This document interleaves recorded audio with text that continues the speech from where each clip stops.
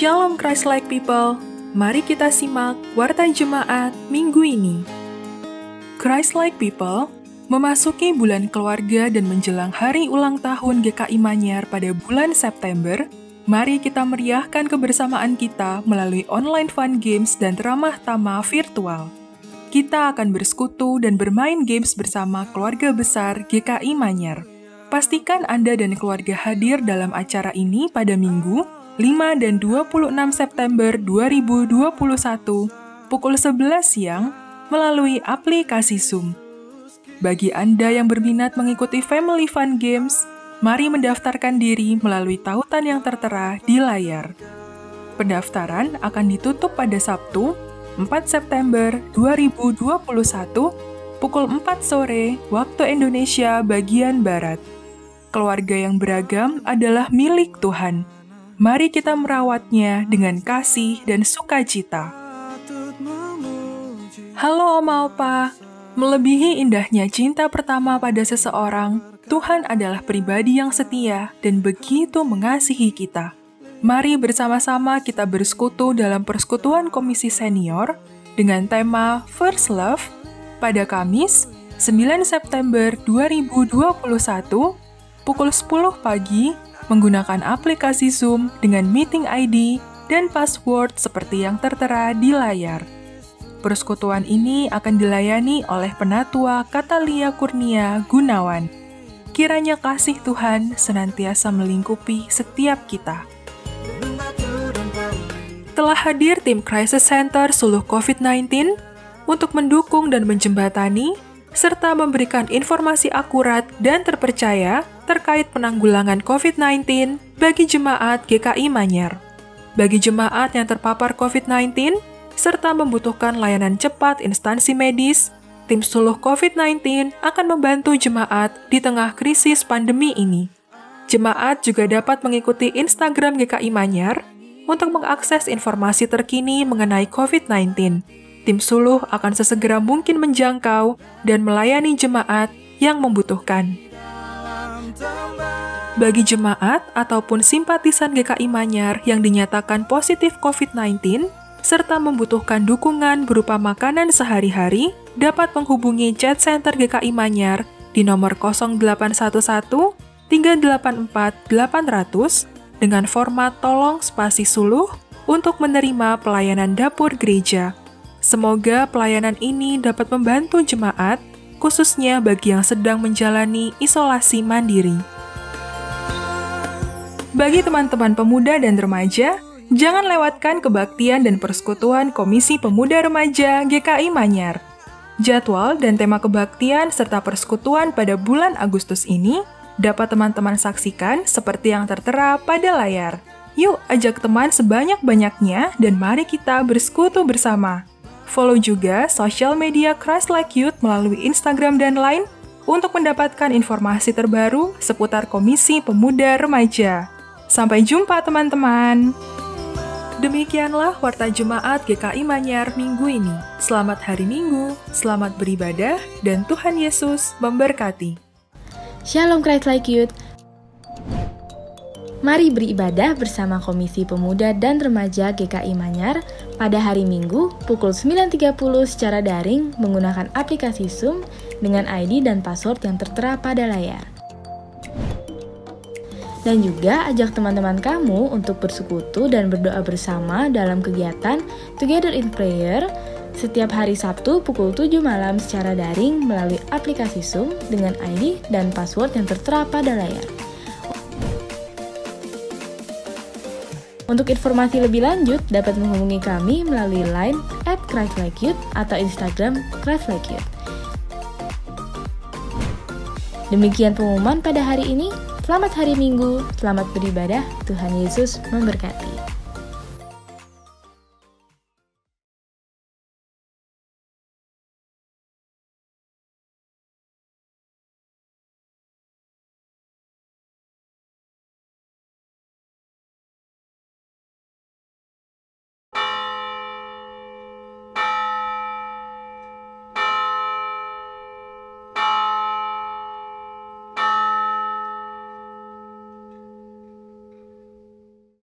Kasih Tuhan begitu besar akan dunia ini, begitu indah dan begitu mulia. Marilah kita datang berbakti kepada Tuhan yang kasih-Nya terbaik, melampaui segala akal, segala keindahan, dan tak pernah gagal.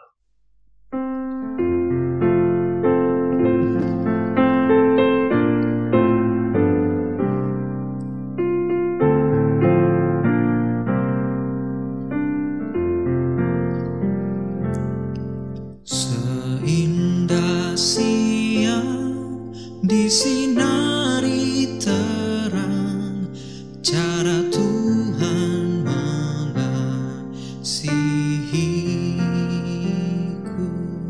Seindah petang dengan angin sejuk, cara Tuhan mengasihiku. Tuhanku lembut dan penyayang, dan aku mengasihi Dia. Kasih-Nya besar, agung dan mulia, cara Tuhan mengasihiku.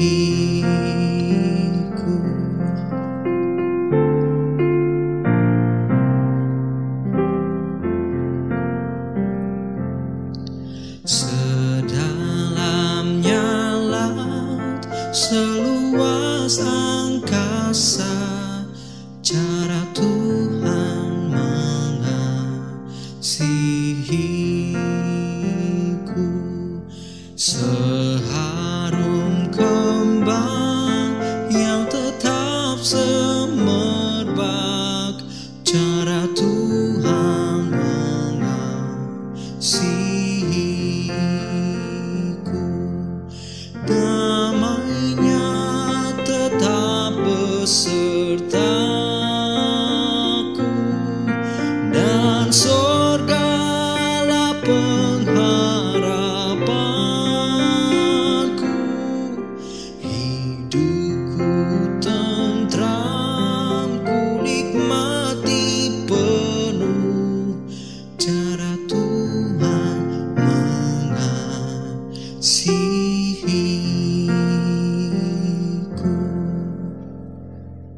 Bapak, Ibu, Saudara-saudara, anak-anak yang Tuhan kasihi, kita dasari ibadah ini dengan pengakuan.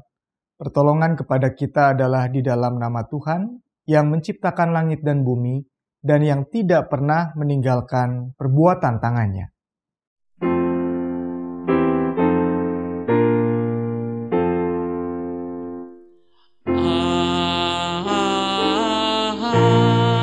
Amin, amin, amin. Damai sejahtera dari Tuhan Yesus Kristus, Sang Roti Hidup, beserta saudara. Saudara yang Tuhan kasihi, Yohanes 17 ayat 15 mencatat doa Tuhan Yesus. Aku tidak meminta supaya Engkau mengambil mereka dari dunia, tetapi supaya Engkau melindungi mereka daripada yang jahat. Saudara-saudara, kita diutus Tuhan ke dalam dunia untuk menghidupi Kristus di dalam keseharian kita, melalui pikiran, perkataan, dan perbuatan. Bapak, Ibu, Saudara-saudara yang Tuhan kasihi, kadang-kadang karena kita tenggelam di dalam aktivitas dan rutinitas, kita gagal untuk merasakan kehadiran Tuhan dalam hidup kita. Kadang kita menyebut nama Tuhan, tapi kita tidak selalu mampu melibatkan Tuhan dalam pengambilan keputusan, menjalani hidup berumah tangga, atau ketika kita bekerja, berbisnis, atau studi. Karena itu, dengan kerendahan hati, mari kita datang kepadanya, memohon belas kasih dan pengampunannya. Mari kita berdoa. Bapa di dalam kasih Tuhan Yesus dan penyertaan Roh Kudus, sebagaimana Engkau berinkarnasi, lahir ke tengah dunia ini untuk menunjukkan kasih-Mu yang hendak menyelamatkan dunia, maka semestinya kami sebagai pengikut Kristus juga mampu untuk mengasihi orang-orang sekitar kami, mendemonstrasikan kasih Tuhan kepada mereka. Tapi kami menyadari kami tidak selalu mampu untuk melakukan itu. Karena egoisme, kami lebih sering bertindak mengasihi diri kami sendiri, menganggap kami yang lebih penting, menganggap kami yang paling istimewa, sehingga melalui itu kami gagal untuk mengasihimu dengan seluruh keberadaan diri kami dan mengasihi sesama seperti kami seharusnya mengasihi diri sendiri. Dengan rendah hati dan penyesalan, kami memohon anugerah dan pengampunan Tuhan. Biarlah kami betul-betul merasakan pengampunan-Mu, sehingga kami sungguh-sungguh hidup di dalam pertobatan, sehingga dengan kuasa Roh Kudus-Mu, kami juga dimampukan untuk mengasihi Engkau dengan seluruh diri kami, dan mengasihi sesama seperti kami selalu mengasihi diri kami sendiri. Kami juga memohon agar kuasa Roh Kudus-Mu menolong kami untuk menjadi saksi Tuhan di tengah-tengah dunia ini. Sebab untuk itulah kami dipanggil, untuk itulah kami diselamatkan, untuk itulah kami diutus oleh Tuhan. Kami bersyukur untuk pengampunan yang sudah kami terima dari Tuhan, tapi kami juga berharap agar Roh Kudus memampukan kami hidup sebagai utusan Tuhan di tengah dunia ini. Di dalam nama Tuhan Yesus Kristus, kami menyesal dan memohon ampun. Amin.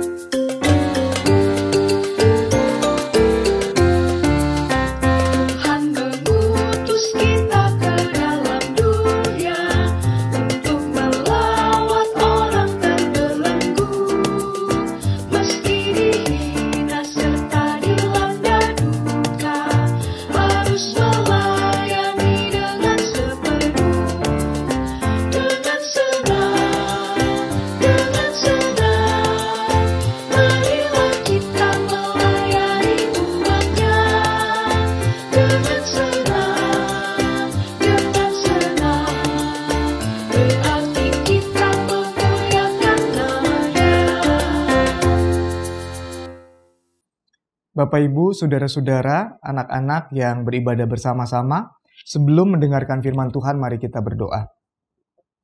Bapa, di dalam kasih Tuhan Yesus dan penyertaan Roh Kudus, terima kasih buat berkat yang sudah kami terima, pengampunan yang sudah Tuhan anugerahkan, dan kesempatan untuk mendengarkan kebenaran firman Tuhan. Kuasai kami dengan Roh Kudus-Mu, agar firman yang kami baca, yang akan kami renungkan bersama-sama, boleh kami mengerti, memberkati setiap kami, dan boleh kami hidupi hari lepas hari. Di dalam nama Tuhan Yesus Kristus, Sang Firman yang hidup, kami berdoa dan memohon. Amin. Inilah Injil Tuhan Yesus menurut Markus 7 ayat 1-8, 14, 15, 21 sampai 23. Perintah Allah dan adat istiadat Yahudi. Pada suatu kali serombongan orang Farisi dan beberapa ahli Taurat dari Yerusalem datang menemui Yesus. Mereka melihat bahwa beberapa orang muridnya makan dengan tangan najis, yaitu dengan tangan yang tidak dibasuh. Sebab orang-orang Farisi seperti orang-orang Yahudi lainnya tidak makan kalau tidak melakukan pembasuhan tangan lebih dulu, karena mereka berpegang pada adat istiadat nenek moyang mereka. Dan kalau pulang dari pasar, mereka juga tidak makan kalau tidak terlebih dahulu membersihkan dirinya. Banyak warisan lain lagi yang mereka pegang, umpamanya hal mencuci cawan, kendi, dan perkakas-perkakas tembaga. Karena itu orang-orang Farisi dan ahli-ahli Taurat itu bertanya kepadanya, "Mengapa murid-muridmu tidak hidup menurut adat istiadat nenek moyang kita, tetapi makan dengan tangan najis?" Jawabnya kepada mereka, "Benarlah nubuat Yesaya tentang kamu, hai orang-orang munafik, sebab ada tertulis, bangsa ini memuliakan aku dengan bibirnya, padahal hatinya jauh daripadaku. Percuma mereka beribadah kepadaku, sedangkan ajaran yang mereka ajarkan ialah perintah manusia. Perintah Allah kamu abaikan untuk berpegang pada adat istiadat manusia."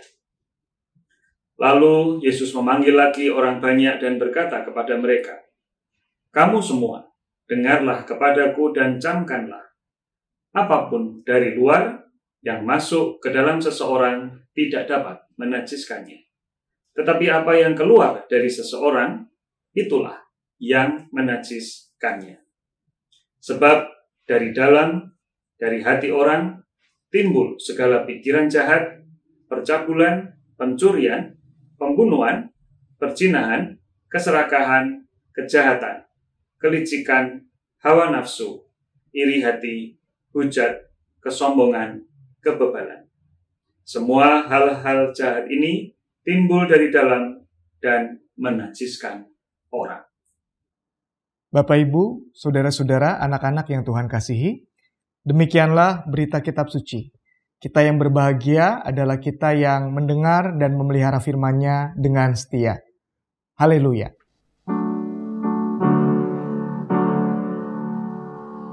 Haleluya, haleluya, haleluya.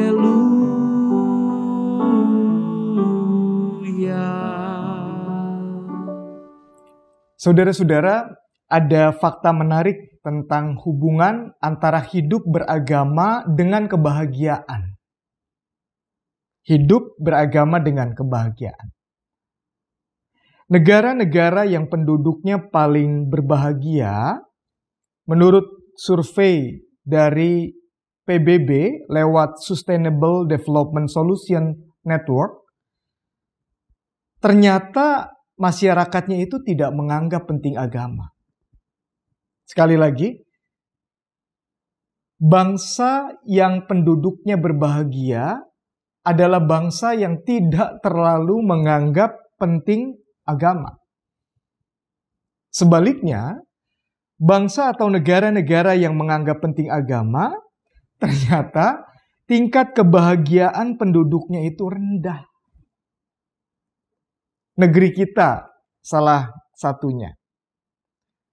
Sebagian besar orang Indonesia menganggap agama itu penting dalam kehidupan pribadi atau bersama. Namun, tingkat kebahagiaan warga Indonesia ada di papan tengah ke bawah. Jadi, ranking 84 dari 150 negara yang disurvei. Nah, saudara-saudara, pertanyaan menarik tentang fakta ini adalah begini. Mengapa agama tidak otomatis membuat pemeluknya berbahagia? Mengapa agama tidak otomatis membuat pemeluknya berbahagia? Jangan-jangan agama itu memang tidak penting dan kurang berguna. Nah, saudara-saudara, tentu saja tidak begitu. Saya dan saudara-saudara yang beriman kepada Tuhan tidak setuju dengan pernyataan itu. Kalau agama tidak membuat orang berbahagia, bukan agamanya yang keliru. Orang-orang yang beragama tapi tidak berbahagia terjadi karena mereka memahami atau menjalani agama secara salah. Agama yang seharusnya membuat orang bisa hidup sejahtera di dunia dan mendapat jaminan selamat di surga, ternyata seringkali dipahami secara salah, malah membuat orang menjauh dari dunia tidak bisa bertanggung jawab di tengah-tengah dunia, tidak bisa menjadi berkat di tengah-tengah dunia, dan karena itu tidak membuat pemeluknya berbahagia. Nah, saudara-saudara, itulah yang terjadi dalam perikop yang kita baca hari ini. Di dalam Markus pasal 7 ayat yang ke-6, di sana diceritakan bagaimana Tuhan secara tegas dan keras mengkritik orang-orang Farisi dan ahli-ahli Taurat dengan perkataan seperti ini. Benarlah nubuat Yesaya tentang kamu, hai orang-orang munafik. Sebab ada tertulis, bangsa ini memuliakan aku dengan bibirnya, padahal hatinya jauh daripadaku. Saudara mengerti maksudnya. Bibir saya terlihat oleh saudara-saudara. Bibir mewakili sesuatu yang kasat mata. Bibir adalah bagian fisik manusia yang bisa diamati oleh siapapun. Tetapi hati tidak bisa kelihatan. Bahkan ada peribahasa yang mengatakan, dalamnya lautan bisa diselami, hati manusia siapa yang mengetahui. Nah, saudara-saudara, yang Tuhan mau katakan begini. Orang-orang Farisi dan ahli-ahli Taurat itu kelihatannya menjalankan ritual beragama. Orang-orang Farisi dan ahli-ahli Taurat itu kelihatannya saleh. Mereka dianggap sebagai pemimpin-pemimpin agama yang sangat dekat dengan Tuhan. Tapi itu kelihatannya. Hati mereka, orang tidak tahu. Hati mereka, Tuhan tahu. Di balik penampilan mereka yang religius, di balik ketaatan mereka terhadap ritual-ritual keagamaan, ternyata hati mereka jauh dari Tuhan. Nah, saudara-saudara, ini sesuatu yang penting dalam kehidupan beriman. Hanya karena seseorang itu kelihatan aktif di dalam pelayanan, belum jaminan orang itu hatinya dekat dengan Tuhan. Hanya karena seseorang misalnya aktif ikut kebaktian, belum jaminan orang itu betul-betul hatinya dekat dengan Tuhan. Nah, saudara-saudara, dalam bacaan kita, orang-orang Farisi dan ahli-ahli Taurat ini diceritakan mengkritik murid Tuhan Yesus karena mereka dituduh makan tanpa mencuci tangan. Nah, kritikan ini sebetulnya tidak terlalu tepat. Sebab ritual untuk membersihkan tangan dan anggota tubuh itu ditujukan untuk para pelayan di rumah Tuhan sebelum mereka ikut dalam pelayanan di bait Allah. Mereka harus mentahirkan diri dahulu sebelum bisa melayani. Dan yang melakukan itu adalah orang-orang Lewi, imam-imam. Nah, perintah itu diterapkan untuk orang Farisi dan ahli Taurat yang tidak memimpin agama ibadah, dan mereka menerjemahkan itu harus dilakukan termasuk ketika harus makan. Tentu saja kalau itu bukan ritual, mencuci tangan sebelum makan adalah hal yang baik untuk menjaga kebersihan. Tetapi ketika perintah itu kemudian dimutlakkan, pokoknya harus mencuci tangan sebelum makan, dan itu dianggap seperti ritual keagamaan, maka perintah itu membebani manusia yang tidak selalu bisa mencuci tangan sebelum makan dalam keadaan tertentu. Misalnya saudara-saudara, saudara bisa membayangkan di dalam narasi ketika Tuhan Yesus memberi makan 5.000 orang. Di sana diceritakan tempatnya sepi, jauh dari rumah-rumah penduduk, dan sangat mungkin tidak ada cadangan air untuk mencuci tangan.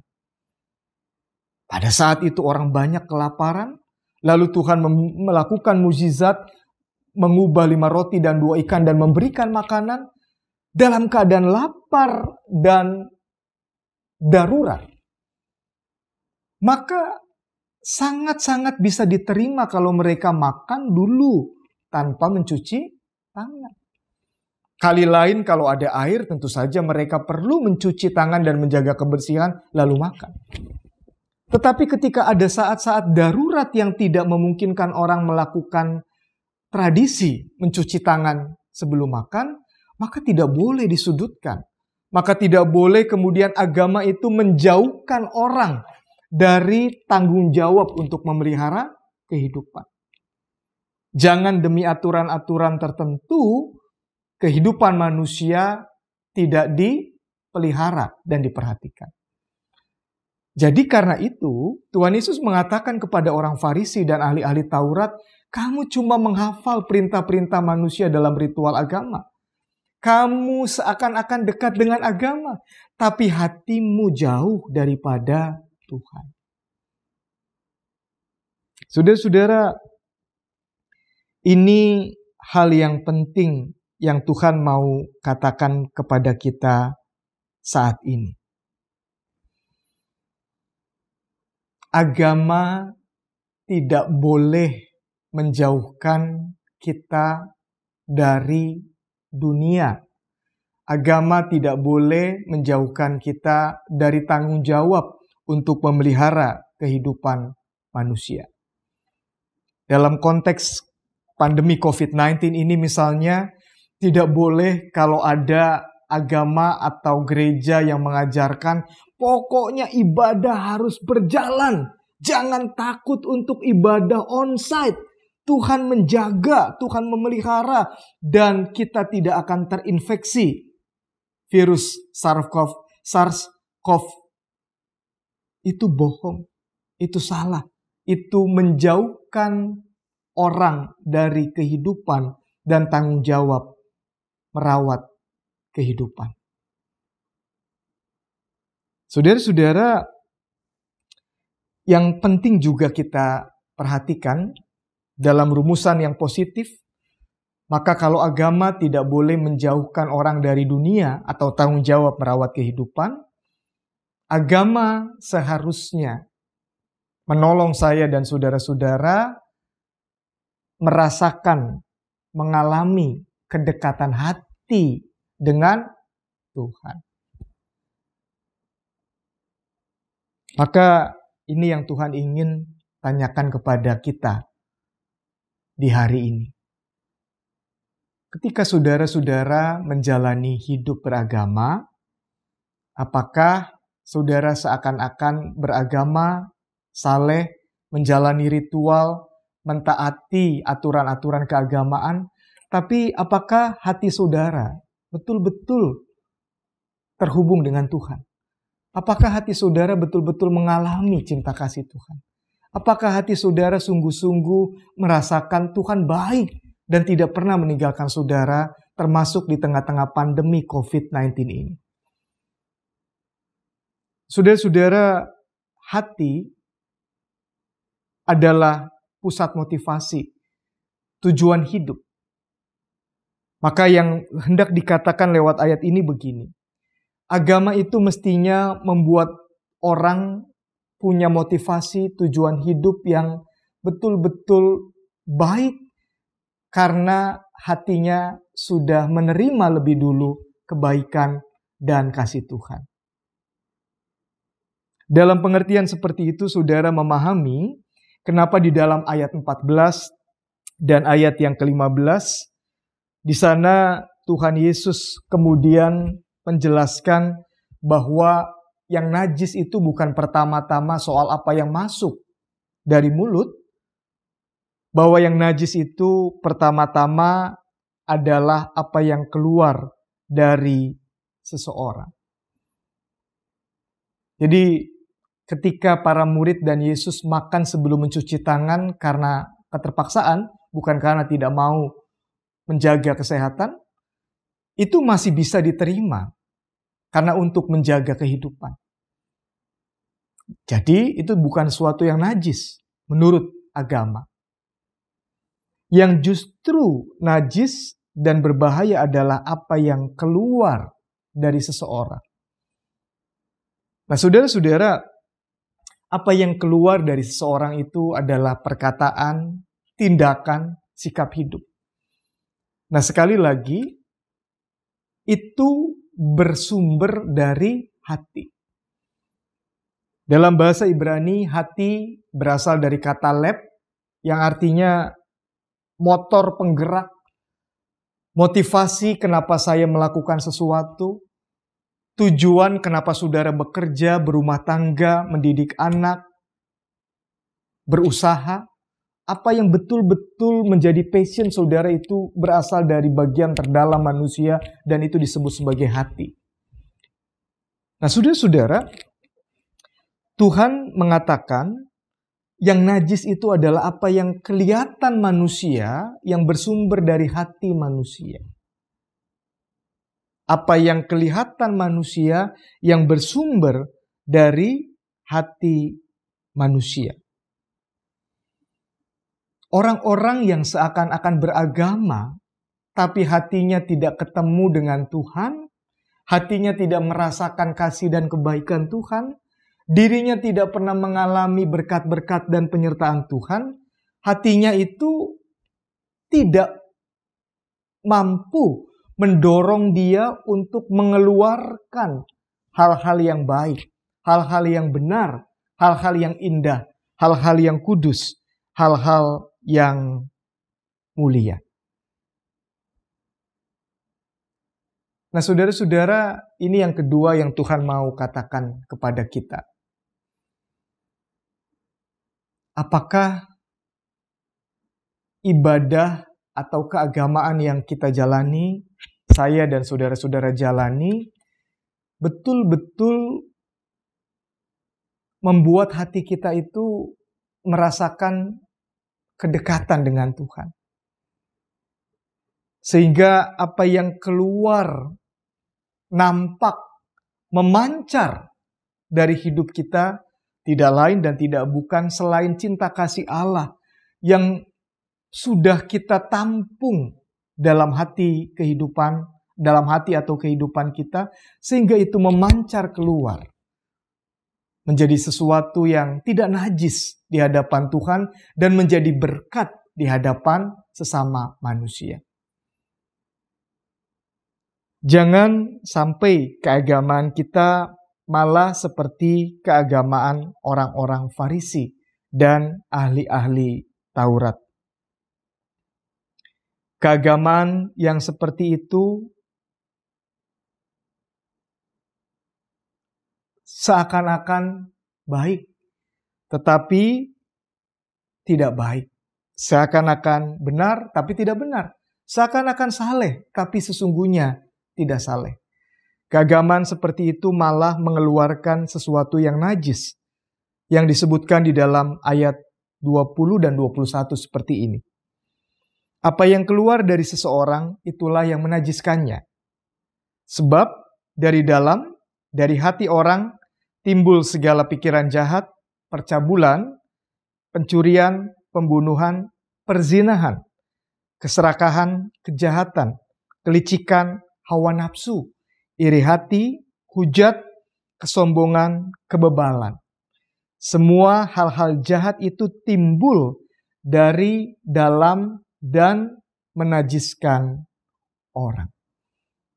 Nah, saudara-saudara, ini output atau dampak dari hidup beragama yang tidak sungguh-sungguh otentik, karena orang yang beragama atau pemeluk agama itu hatinya tidak benar-benar bertemu dengan Tuhan dalam ibadah, hatinya tidak benar-benar bertemu Tuhan ketika kerja, dalam studi, dalam menjalani bisnis atau hidup rumah tangga.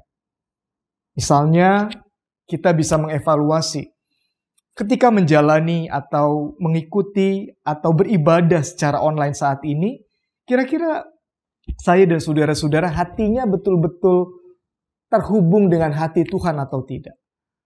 Sehingga dengan keterhubungan tersebut saudara bisa melihat secara nyata bagaimana hidup saudara diberkati di tengah-tengah pandemi COVID-19 ini.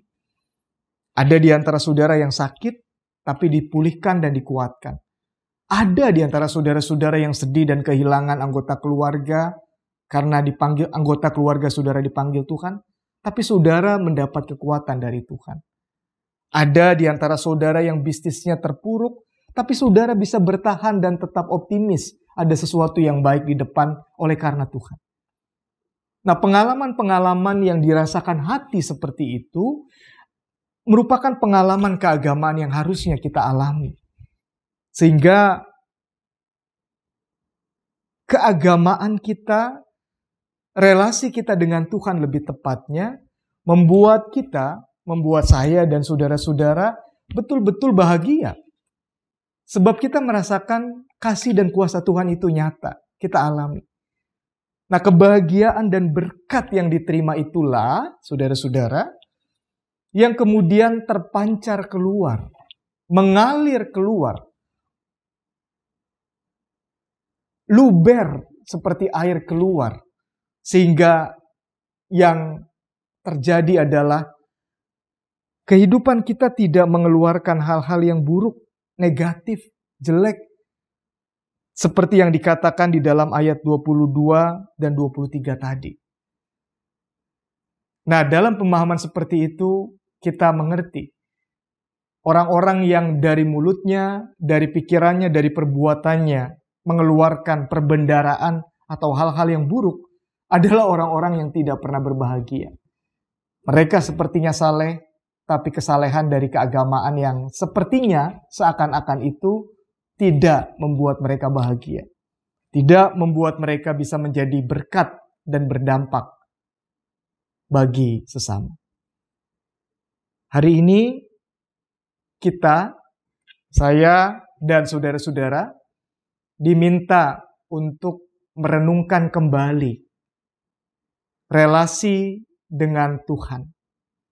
Apakah di dalam ibadah, ketika menjalani hidup rumah tangga, ketika bisnis, ketika studi, ketika saudara ketakutan, ketika saudara saat ini mendapatkan banyak kemudahan, saudara dan saya betul-betul meyakini, mengalami, itu semata-mata karena kasih dan kuasa Tuhan.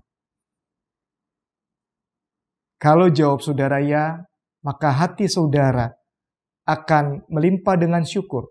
Dan itu menolong saudara untuk merangkul dunia, menjadi berkat di tengah-tengah dunia. Hidupnya berdampak dan memancarkan kasih dan kuasa Allah di tengah-tengah dunia. Amin.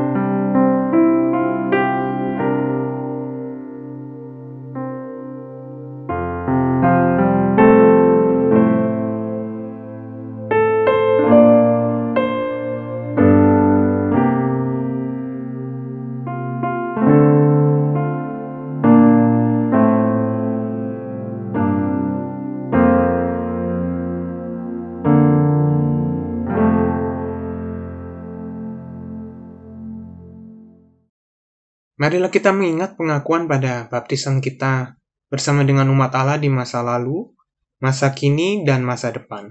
Menurut pengakuan iman rasuli yang berbunyi demikian. Aku percaya kepada Allah, Bapa yang Maha Kuasa, Khalik langit dan bumi, dan kepada Yesus Kristus anaknya yang tunggal Tuhan kita, yang dikandung daripada Roh Kudus, lahir dari anak darah Maria, yang menderita sengsara di bawah pemerintahan Pontius Pilatus, disalibkan, mati, dan dikuburkan, turun ke dalam kerajaan maut. Pada hari yang ketiga bangkit pula dari antara orang mati, naik ke surga, duduk di sebelah kanan Allah, Bapa yang Maha Kuasa. Dan dari sana ia akan datang untuk menghakimi orang hidup dan yang mati. Aku percaya kepada Roh Kudus, gereja yang kudus dan am, persekutuan orang kudus, pengampunan dosa, kebangkitan orang mati, dan hidup yang kekal. Amin. Bapak, Ibu, Saudara-saudara, anak-anak yang Tuhan kasihi, kita akan menaikkan syafaat. Mari kita berdoa. Bapa, di dalam kasih Tuhan Yesus dan penyertaan Roh Kudus, kami bersyukur untuk berkat-berkat yang sudah kami terima, jawaban doa yang sudah Tuhan berikan kepada kami. Terima kasih sebab jawaban-jawaban doa dari Tuhan, beberapa bahkan lebih besar dari apa yang kami minta. Menyadari hidup kami bergantung kepadamu, kami kembali datang kepadamu mengucapkan syukur, seraya memohon agar Tuhan campur tangan untuk beberapa hal yang kami doakan. Tuhan, kami berdoa buat bangsa Indonesia. Bersama dengan bangsa-bangsa lain di dunia, kami semua masih berjuang untuk mengatasi pandemi COVID-19 ini.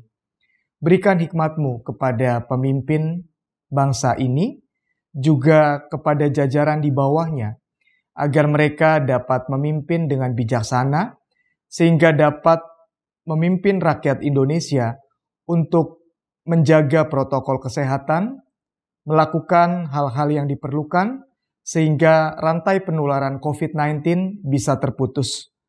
Tapi pada sisi lain kami juga berdoa agar pemerintah dan pihak swasta dapat bersama-sama bahu-membahu menggerakkan roda ekonomi supaya kami bisa tetap beraktivitas, berusaha, bekerja, sehingga bisa survive di tengah-tengah masa yang sulit ini. Kami berdoa buat mereka yang bergumul karena pandemi COVID-19, khususnya mereka yang terdampak secara ekonomi atau yang terpapar virus ini. Tuhan hadir di tengah-tengah pergumulan mereka, supaya mereka bisa melihat dan mengalami Engkau tidak pernah meninggalkan orang-orang yang bergantung kepadamu. Kami berdoa juga ya Bapa, untuk tenaga kesehatan yang menjadi garda terdepan dalam menangani pasien-pasien yang terpapar COVID-19. Berikan kesehatan, berikan sukacita, agar mereka bisa dipakai Tuhan menjadi alat Tuhan yang menolong orang-orang yang sakit dan menolong mereka-mereka yang membutuhkan cinta kasih Tuhan. Bapa yang baik, kami bersyukur karena sebagai gereja, kami juga Tuhan berkati dan pelihara, bahkan terus dipakai Tuhan menjadi tubuh Kristus yang memberkati jemaat dan masyarakat. Pimpin terus gerejamu GKI Manyar, agar bisa menjadi tubuh Kristus yang relevan, menjadi berkat, berdampak untuk jemaat, juga untuk masyarakat.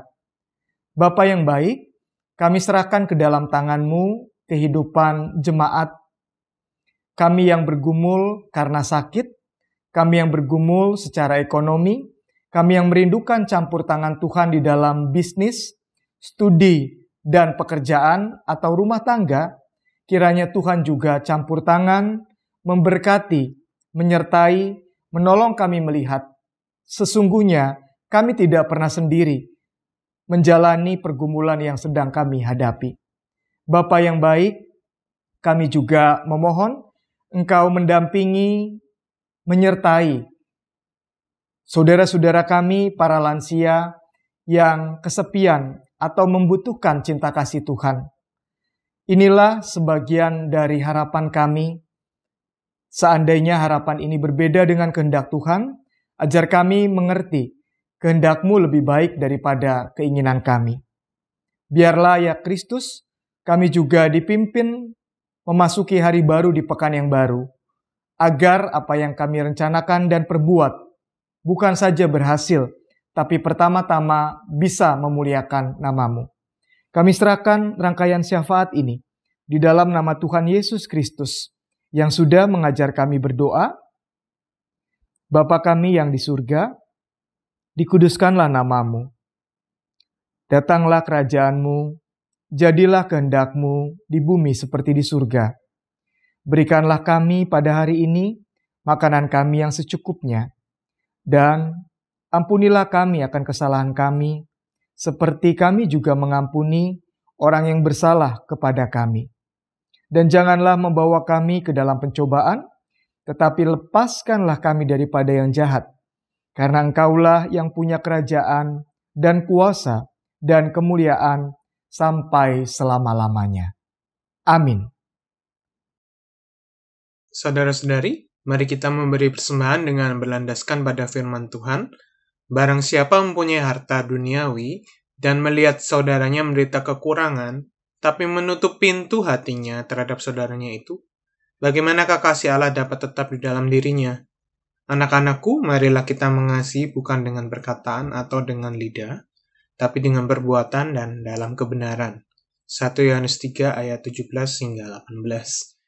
Umat dapat memberikan persembahan melalui transfer ke rekening bank GKI Manyar yang tertera di layar, melalui pemindaian atau scan QR Code GKI Manyar, atau mengumpulkan persembahan dalam amplop dan memasukkannya ke dalam peti persembahan di gedung gereja. Jika Anda mengalami kesulitan untuk mengantar persembahan, umat juga dapat menghubungi staf kantor gereja untuk mengatur petugas agar dapat membantu pengambilan amplop persembahan di rumah masing-masing.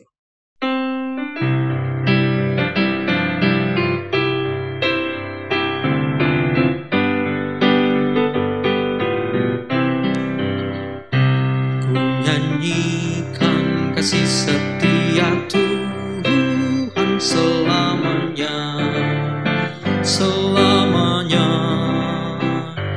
Ku nyanyikan kasih setia Tuhan selamanya, ku nyanyikan selamanya. Ku tuturkan tajemu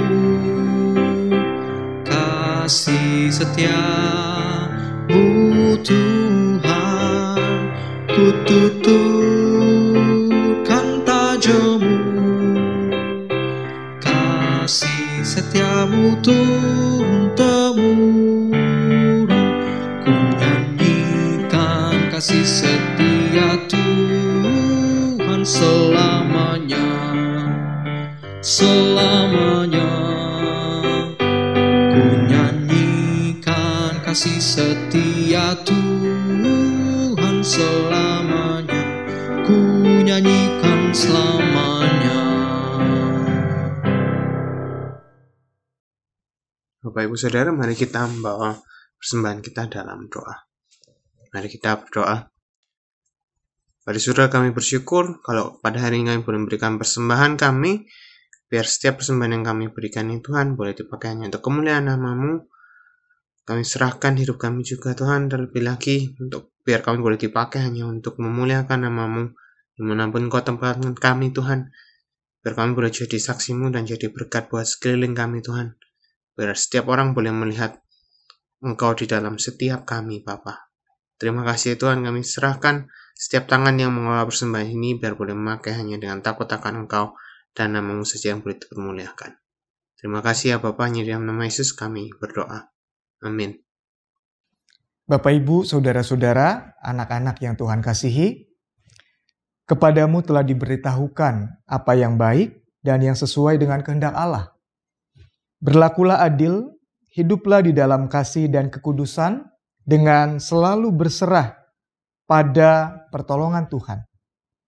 Upayakan dan tunaikanlah panggilanmu sesuai dengan kehendak Tuhan. Mari berderaplah satu, mentaati kehendak Tuhan.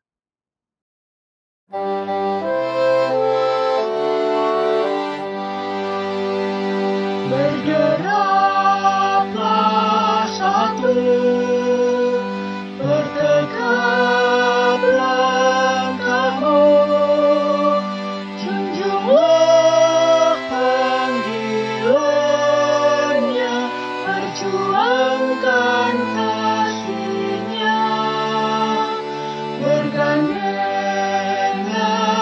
erat, rintanganmu berat, tupas